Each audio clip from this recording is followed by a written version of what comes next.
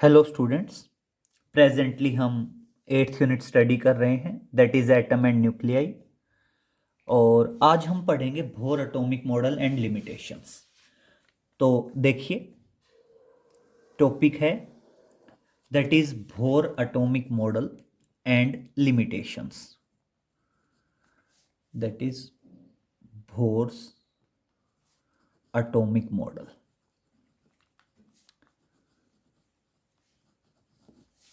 अब सुनिए बेटा, बेसिकली इससे पहले दो एटॉमिक मॉडल दिए जा चुके थे। फर्स्ट वन था टॉमसन या थॉमसन एटॉमिक मॉडल, जो आप कहना चाहें, एंड सेकंड वन था रदरफोर्ड एटॉमिक मॉडल। बेटा, न्यूक्लियस के बारे में सबसे पहले रदरफोर्ड ने बताया था। तो बोर एटॉमिक मॉडल में क्या किया गया, जो पहला पॉइंट था उसमें रदरफोर्ड एटॉमिक मॉडल के सारे पॉइंट्स कंक्लूड कर दिए गए थे। तो देखिए, बोर एटॉमिक मॉडल में क्या है, following are the main points of Bohr atomic model. Following are the main points of Bohr's atomic model. Bohr atomic model के मेन पॉइंट फॉलोइंग थे। तो सबसे पहला पॉइंट सुनो।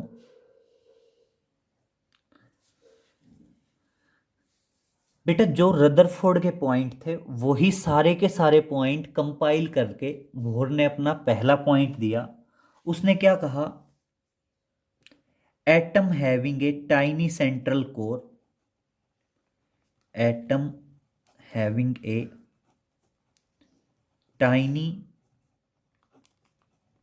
central core at which all the positive charge at which all the positive charge and almost mass and almost mass of the atom is concentrated. Atom is concentrated. Clear? जहां पे क्या था बेटा, एटम का सारा positive charge और ज्यादातर mass concentrated था। It is known as atomic nucleus. Known as atomic nucleus. इसको क्या बताया गया बेटा, एटॉमिक न्यूक्लियस बताया गया। फिर आगे क्या कहा, आगे बताया the total positive charge on the nucleus. The total positive charge on the nucleus is equal to total negative charge of the electrons. Total negative charge of the revolving electrons, and as a result atom is neutral. As a result atom is neutral, और आपका atom क्या हो गया, neutral हो गया। Clear? अब सुनिए क्या क्या बताया।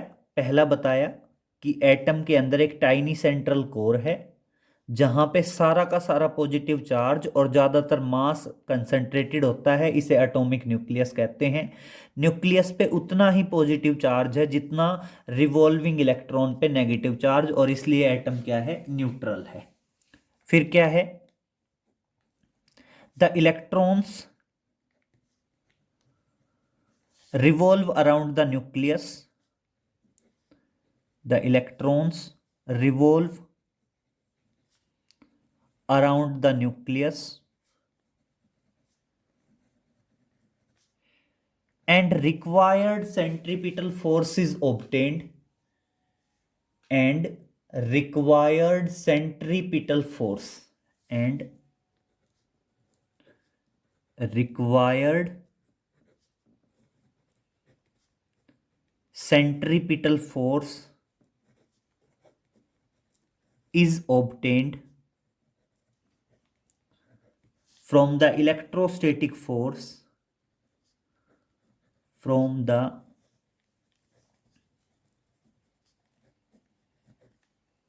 electrostatic force between electron and nucleus electron and nucleus. अब समझिए, अगर मैं पॉइंट्स की बात करूं तो ये सारे के सारे पॉइंट्स आपको रदरफोर्ड ने बता दिए थे। अगर आप रदरफोर्ड एटॉमिक मॉडल देखोगे तो ये सारे के सारे पॉइंट्स रदरफोर्ड एटॉमिक मॉडल के हैं, एक्सेप्ट दो पॉइंट छोड़े गए हैं। एक पॉइंट तो साइज ऑफ न्यूक्लियस का छोड़ा गया है एंड एक पॉइंट छोड़ा गया है कि इलेक्ट्रॉन रिवॉल्व करते वक्त कॉन्टिन्यूअसली एनर्जी एमिट आउट करते हैं। अदरवाइज सारे के सारे पॉइंट ले लिए गए हैं। अब समझिए बेटा, इलेक्ट्रॉन न्यूक्लियस के चारों तरफ रिवॉल्व करते हैं, तो जो भी चीज सर्कुलर पाथ पे रिवॉल्व करेगी उसे सेंट्रीपिटल फोर्स चाहिए होगा। और सेंट्रीपिटल फोर्स किसके बराबर होता है बेटा? mv²/r। और उसने क्या कहा है, सेंट्रीपिटल फोर्स कहां से मिलेगा? इलेक्ट्रोस्टैटिक फोर्स की वजह से मिलेगा। किस किस के बीच का इलेक्ट्रोस्टैटिक फोर्स बेटा? Electron and nucleus. तो देखिए इलेक्ट्रोस्टैटिक फोर्स क्या आएगा? 1/4πε0, जो बेसिकली 9 × 10⁻⁹ के बराबर होता है, जिसको मान लीजिए हमने k से डिनोट कर दिया, इनटू Q1। Q1 क्या है बेटा? न्यूक्लियस का चार्ज। न्यूक्लियस का चार्ज बेसिकली बराबर होता है +ZE। बेटा एक प्रोटॉन का चार्ज +E और टोटल नंबर ऑफ प्रोटॉन्स होते हैं Z, इसलिए न्यूक्लियस पे टोटल चार्ज होता है +ZE। और Q2 क्या है बेटा? इलेक्ट्रॉन का चार्ज, इसलिए E और आएगा। और बेसिकली इलेक्ट्रोस्टैटिक फोर्स के टाइम पे मैग्नीट्यूड लेते हैं, तो चार्ज चाहे पॉजिटिव हो या नेगेटिव हो, नेगेटिव ही लिया जाएगा। तो ZE न्यूक्लियस का चार्ज, इलेक्ट्रॉन का चार्ज E, और इसलिए क्या आ जाएगा? E² आ जाएगा एंड अपॉन क्या आएगा? Square of the distance between them. ये आप ध्यान रखेंगे, ये मैथमेटिकल एक्सप्रेशन है from the first point of Bohr atomic model. यहां पे m क्या है? Mass of the revolving electron. v क्या है? Velocity of the revolving electron. r क्या है? Radius of the circular path on which electron is revolving. k is the constant whose value is 9 × 10⁹ z is the atomic number. E is the charge of proton या electron, जो कहना चाहो। And R क्या है? The distance between centre, मतलब centre of the nucleus and revolving electron, या simple कह सकते हैं radius of path of revolving electron. Clear? अब मैं आ रहा हूं सेकंड पॉइंट पे। अब देखिए, रदरफोर्ड ने इतना तो बता दिया था कि इलेक्ट्रॉन जो है वो न्यूक्लियस के चारों तरफ रिवॉल्व करते हैं, लेकिन सबसे पहले ये बोर ने बताया कि ये इलेक्ट्रॉन अलग अलग ऑर्बिटल्स में रिवॉल्व करते हैं, और जिनको हम क्या बोलते हैं? स्टेशनरी ऑर्बिट्स बोलते हैं। तो देखिए उसने क्या बताया सेकंड पॉइंट में, क्या है? Electrons revolve around the nucleus. Electrons revolve around the nucleus in different stationary orbits around the nucleus in different stationary orbits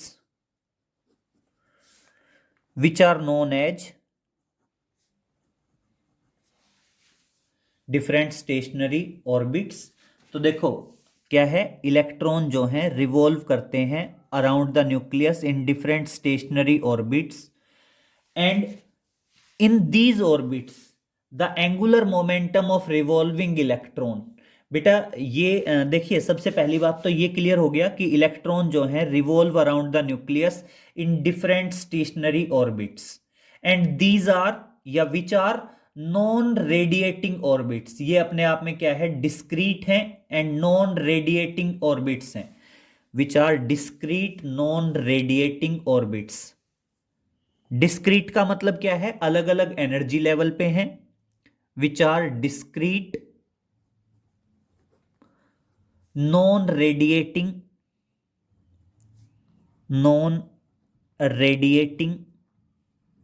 orbits. In these orbits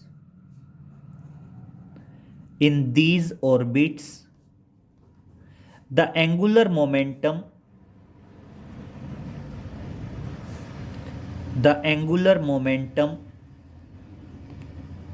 of revolving electrons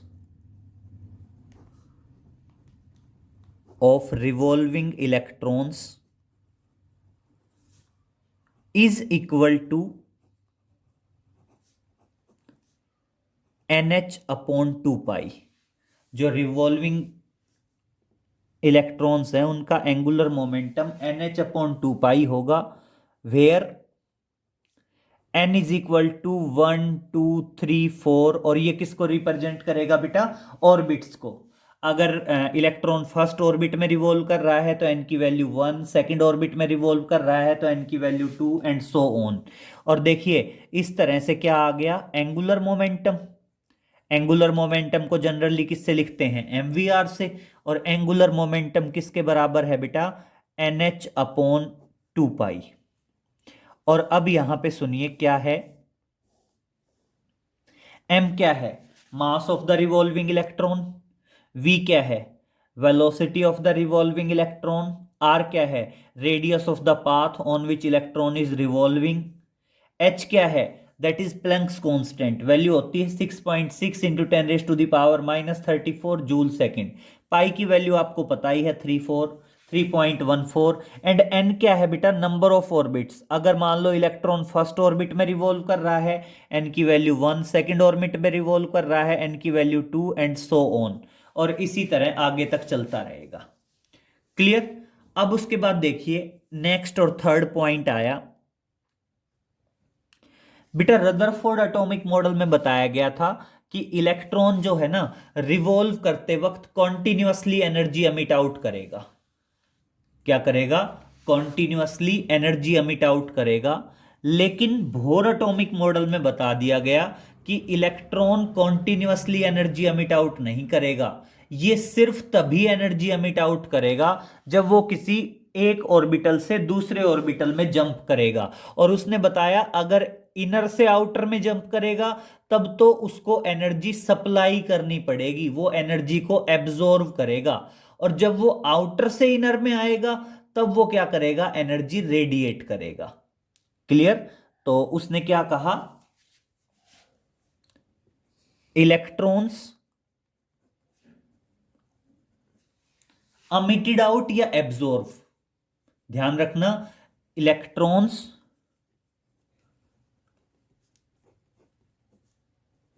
emitted ओब्लिग emitted बोल सकते हैं या absorb बोल सकते हैं, emitted ओब्लिग absorbed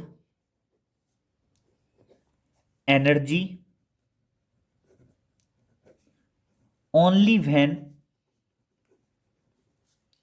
it jumped from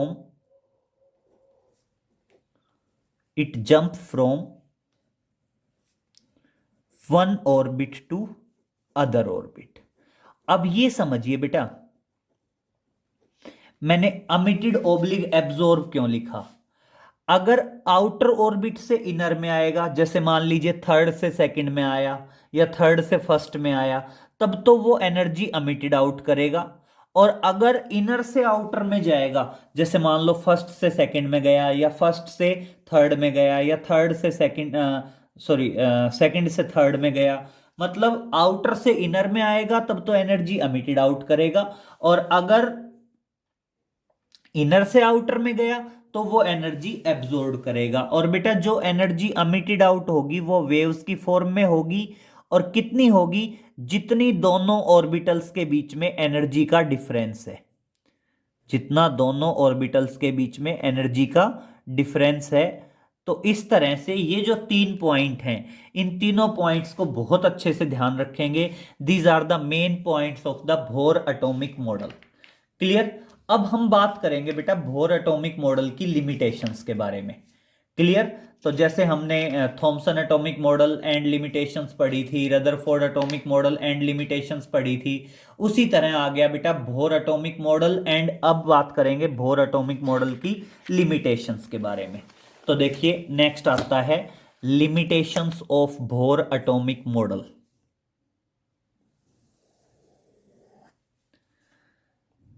बात करते हैं limitations.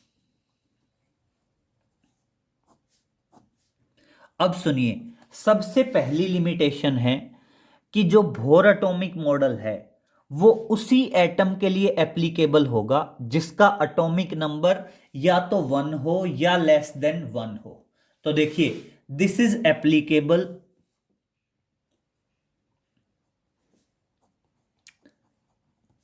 this atomic model is applicable, this atomic model is applicable for the atom, for the atoms whose atomic number is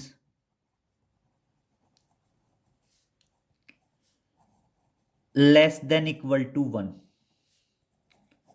less than equal to 1 means हम कह सकते हैं atomic number अगर less than is equal to 1 है तभी applicable होगा।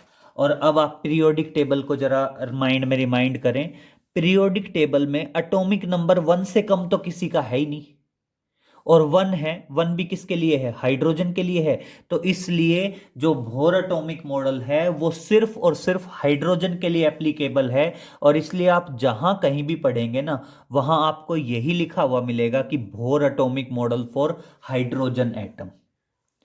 Clear. क्योंकि उसकी लिमिटेशन में है कि ये एटॉमिक मॉडल उसी एटम के लिए एप्लीकेबल हो सकता है जिसका एटॉमिक नंबर या तो 1 हो या 1 से कम हो। 1 से कम एग्जिस्ट करता ही नहीं है, इसलिए जहां कहीं भी मिलेगा वहां आपको लिखा हुआ मिलेगा bore atomic model for hydrogen atom. Clear. Next में आते हैं बेटा सेकंड पॉइंट। आप केमिस्ट्री में पढ़ते हैं कि एटॉमिक ऑर्बिट्स की वेरियस शेप होती है। जो एटॉमिक ऑर्बिट्स है उसकी क्या होती है, वेरियस शेप होती है। लेकिन बोर एटॉमिक मॉडल में वेरियस शेप्स के बारे में कोई एक्सप्लेनेशन नहीं दी गई। इसमें सिर्फ और सिर्फ किसको डिस्कस किया गया, सर्कुलर ऑर्बिट को डिस्कस किया गया। तो दूसरा क्या आया, इट डज नॉट एक्सप्लेन या it could not explain, it does not explain other shapes of the orbit, other shapes of the orbits, other shapes of electron orbits except circular orbit, except circular orbit। Clear बेटा। ये circular orbit को छोड़ के बाकी किसी भी orbit को explain नहीं कर पाया। ठीक है। नेक्स्ट पे आते हैं थर्ड पे। बेटा हमने 7th unit dual nature of matter, dual nature of radiations and matter, उसमें हमने एक एक्सपेरिमेंट पढ़ा था, Davisson and Germer experiment for the wave nature of the electron. वहां प्रूव हुआ था कि इलेक्ट्रॉन का वेव नेचर है। बट बेटा इसने तो बोर एटॉमिक मॉडल में तो कहीं कोई एक्सप्लेनेशन आई नहीं वेव नेचर की। तो ये भी एक लिमिटेशन है कि it could not explain, it could not explain the wave nature of the electron, wave nature of the electron. ये इलेक्ट्रॉन के वेव नेचर के बारे में कोई एक्सप्लेनेशन नहीं दे पाया। क्लियर। अब नेक्स्ट चलते हैं अब बेटा स्पेक्ट्रल सीरीज तो चलो क्लियर हो गई कि इलेक्ट्रॉन एनर्जी एमिट आउट करेगा जब ये एक ऑर्बिट से और दूसरे ऑर्बिट में जाएगा तब एनर्जी एमिट आउट करेगा। लेकिन हम एक तरह से ये कह सकते हैं कि ये फाइन स्ट्रक्चर नहीं दे पाया, मतलब बिल्कुल एग्जैक्ट नहीं बता पाया कि क्या है। तो क्या है, it could not explain the fine structure of spectral series. तो देखिए नेक्स्ट लिमिटेशन क्या आएगी, it could not explain, it could not explain the fine structure, the fine structure of spectral series of spectral series of hydrogen atom। बेटा ये hydrogen atom की जो spectral series हैं उनका भी हमें क्या नहीं दे पाया, एक फाइन स्ट्रक्चर नहीं दे पाया। क्लियर। तो इस तरह से बेटा ये ध्यान रखेंगे, ये आपकी लिमिटेशंस हैं किसकी, बोहर एटॉमिक मॉडल की। तो देखिए अब तक हमने तीनों एटॉमिक मॉडल पढ़ लिए हैं। सबसे फर्स्ट लेक्चर में हमने पढ़ा था Thomson atomic model and limitations, Rutherford atomic model and limitations. Clear. फिर नेक्स्ट लेक्चर में हमने पढ़ा था that is Rutherford alpha scattering experiment, जिसमें हमने डिस्टेंस ऑफ क्लोजेस्ट अप्रोच और इम्पैक्ट पैरामीटर के बारे में पढ़ा। और आज हमारा कवर हुआ है that is Bohr atomic model and limitations. Clear. तो बोहर एटॉमिक मॉडल के जो तीनों पॉइंट्स बताए हैं हमने, जो तीनों मैथमेटिकल एक्सप्रेशंस हैं, देखिए जो अपने तीनों मैथमेटिकल एक्सप्रेशंस हैं कौन कौन से, एक तो ये मैथमेटिकल एक्सप्रेशन जिसमें बताया गया है कि सेंट्रीपिटल फोर्स किसके बराबर होगा, इलेक्ट्रॉन और न्यूक्लियस के बीच के इलेक्ट्रोस्टैटिक फोर्स के बराबर होगा। ये वाला पॉइंट ध्यान रखेंगे अच्छे से। दूसरा ये मैथमेटिकल एक्सप्रेशन जिसमें बताया गया है कि एंगुलर मोमेंटम किसके इक्वल होगा, NH/2 पाई के बराबर होगा। यहाँ पे ध्यान रखना n रिप्रेजेंट करता है नंबर ऑफ ऑर्बिट को। अगर इलेक्ट्रॉन फर्स्ट ऑर्बिट में रिवॉल्व कर रहा है n की वैल्यू 1, n की value 2 and so on. First में ऑर्बिट में है तो n की वैल्यू 1, सेकंड ऑर्बिट में है तो n की value 2 and so on. And ये थर्ड एक्सप्रेशन ध्यान रखेंगे कि जो एनर्जी एमिटेड आउट होगी या एब्जॉर्ब होगी वो दोनों ऑर्बिटल्स के बीच में एनर्जी के डिफरेंस पे डिपेंड करेगी। क्लियर। तो इस तरह से ये आज हमारा कवर हुआ है that is Bohr atomic model and Bohr atomic model की लिमिटेशंस। क्लियर। इतना कर लेंगे बेटा, बाकी आगे नेक्स्ट लेक्चर में मिलते हैं। Okay, thank you.